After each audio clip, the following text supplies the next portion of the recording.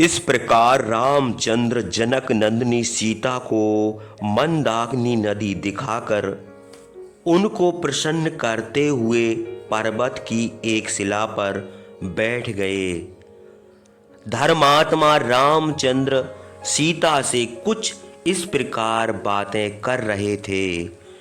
उसी समय भरत की सेना का कोलाहल सुन पड़ा और आकाश में धूलि उड़ती हुई देख पड़ी। सेना का कोलाहल सुनकर डर के मारे झुंड के झुंड मत वाले हाथी घबराकर इधर उधर भागे। रघुनंदन रामचंद्र ने सेना का शब्द सुनकर और हाथियों को भागते देखकर महातेजस्वी लक्ष्मण से कहा, लक्ष्मण देखो, बादलों के गरजने के समान यह गंभीर शब्द सुन पड़ता है। झुंड के झुंड मृग, भैंसे, हाथी और सिंह डर कर इधर उधर भाग रहे हैं। हे लक्ष्मण, मालूम होता है कि कोई राजा या राजकुमार वन में शिकार खेलने आया है अथवा किसी हिंसक जीव के डर से ये सब पशु भाग रहे हैं। इसका पता लगाना चाहिए। हे लक्ष्मण, इस समय पर्वत पर पक्षी भी उड़ते हुए नहीं देख पड़ते। यदि तुम शीघ्र इसका पता लगाओ। रामचंद्र की यह बात सुनकर लक्ष्मण उसी दम एक फूले हुए साल के पेड़ पर चढ़ गए। अन्य दिशाओं में देखकर उन्होंने पूरब की ओर देखा, फिर उन्होंने उत्तर की ओर देखा तो उनको एक भारी सेना आती हुई देख पड़ी, जिसमें हाथी, घोड़े और रथ पैदल सिपाही थे। तब उन्होंने रामचंद्र से सेना के आने का हाल बतलाकर कहा, आप जल्दी आग बुझा दीजिए, धनुष बाण लेकर कवच पहन लीजिए और सीता को पहाड़ की गुफा में बैठा दीजिए। पुरुष श्रेष्ठ रामचंद्र ने पूछा, भैया लक्ष्मण, यह सेना किसकी मालूम होती है? अच्छी तरह देखो। रामचंद्र की यह बात सुनकर क्रोध के मारे लक्ष्मण जलती हुई आग के समान हो गए, मानो वे उस सेना को भस्म कर देंगे।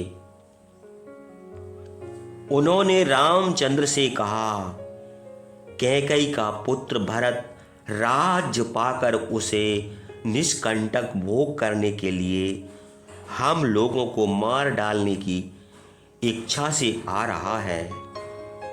देखिए, इस बड़े भारी पेड़ के पास रथ के ऊपर कोवीदार ध्वजा देख पड़ती है। घुड़सवार सिपाही बड़ी शीघ्रता से इसी ओर आ रहे हैं। हाथी के सवार भी हाथी पर चढ़े हुए बड़े हर्ष से आते हुए देख पड़ते हैं। हे वीर, हम लोग धनुष लेकर पर्वत के ऊपर चलें अथवा अस्त्र शस्त्र लेकर कवच पहनकर सावधानी से यहीं खड़े हो जाएं।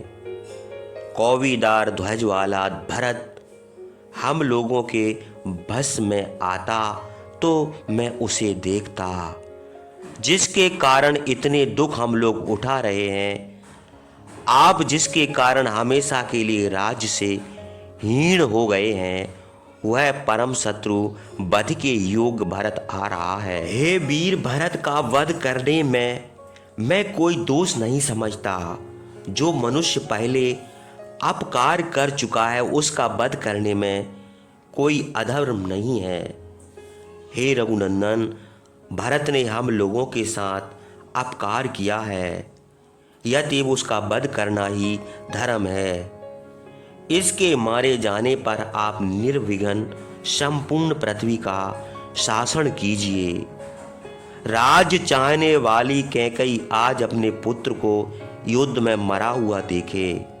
जिस प्रकार हाथी वृक्ष को तोड़ डालता है, उसी प्रकार भरत मेरे हाथों से मारा जाएगा। कैकई दुखित होकर देखेगी। मैं कैकई और कुंवरी मंत्रा को भी उसके बांधवों के साथ मार डालूंगा। आज पृथ्वी इस घोर पाप से मुक्त हो जाएगी। हे रघुनंदन, जिस प्रकार सूखी घास के ढेर में आग लगती है, उसी प्रकार में बहुत दिनों का संचित क्रोध शत्रु की सेना पर उतारूंगा। आज मैं तीक्ष्ण बाणों से शत्रु के शरीर छेद डालूंगा। उनके शरीर से मैं चित्रकूट का बन लाल कर दूंगा। आज मेरे बाणों से मारे हुए हाथियों, घोड़ों और मनुष्य को मांस खाने वाले जीव घसीटेंगे। आज मैं इस महावन में सेना के साथ भरत को मारकर धनुष और बाण का ऋण चुका दूंगा। इसमें कोई संदेह नहीं है।